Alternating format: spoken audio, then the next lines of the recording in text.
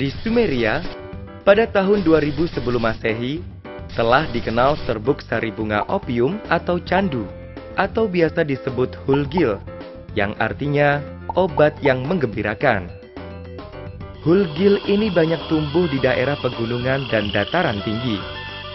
Pada saat itu, serbuk sari ini sudah diketahui memiliki fungsi sebagai obat tidur atau obat penghilang sakit saat dihirup. Orang zaman dahulu pun menggunakan serbuk sari ini sebagai obat bius bagi seorang yang mengalami luka serius agar dia tidak merasa sakit saat diobati, dan juga digunakan sebagai obat tidur. Selain itu, serbuk sari bunga opium ini juga digunakan sebagai racun untuk berburu, karena bisa membuat sang mangsa tertidur. Di India dan Persia, candu diperkenalkan oleh Alexander Agung pada 330 sebelum Masehi. Candu ini digunakan untuk bumbu masakan yang bertujuan untuk relaksasi.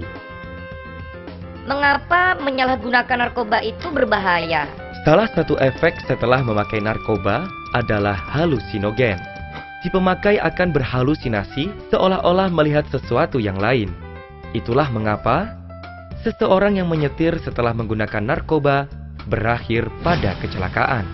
Kalau terus-terusan pakai narkoba, apa yang akan terjadi? Penyalahgunaan narkoba dapat berakibat buruk bagi kesehatan. Salah satunya adalah kerusakan fungsi otak, serta disfungsi organ tubuh lainnya.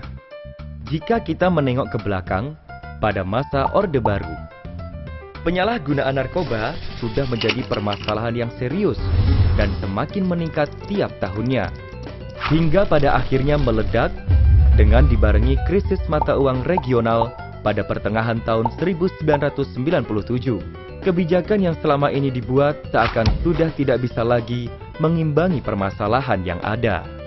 Pemerintah dan Dewan Perwakilan Rakyat Republik Indonesia (DPR RI) mengesahkan Undang-Undang Nomor 5 Tahun 1997 tentang psikotropika dan Undang-Undang Nomor 22 Tahun 1997 tentang narkotika. Berdasarkan kedua undang-undang tersebut, pemerintah yang dipimpin Presiden Abdurrahman Wahid membentuk Badan Koordinasi Narkotika Nasional (BKNN) dengan keputusan Presiden Nomor 116 Tahun 1999. BKNN adalah suatu badan koordinasi penanggulangan narkoba yang beranggotakan 25 instansi pemerintah terkait.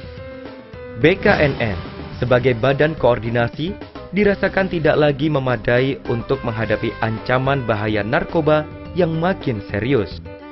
Oleh karenanya, berdasarkan keputusan Presiden Nomor 17 Tahun 2002 tentang BNN, maka ketetapan MPR RI Nomor 6/MPR/2002 melalui Sidang Umum MPR RI tahun 2002 telah merekomendasikan kepada DPR RI dan Presiden RI untuk melakukan perubahan atas Undang-Undang Nomor 22 Tahun 1997 tentang narkotika. Oleh karena itu, pemerintah dan DPR RI mengesahkan dan mengundangkan Undang-Undang Nomor 35 Tahun 2009 tentang narkotika. Maka BNN memiliki 4 pilar utama, yaitu pencegahan, pemberdayaan masyarakat, rehabilitasi, dan pemberantasan. Menurut pasal 127 Undang-Undang Nomor 35 Tahun 2009 menyebutkan bahwa yang terbukti sebagai korban penyalahgunaan narkotika wajib menjalani rehabilitasi medis dan rehabilitasi sosial. Sangat disayangkan, kenyataan yang terjadi adalah para pengguna yang notabene merupakan korban penyalahguna dimasukkan ke dalam penjara.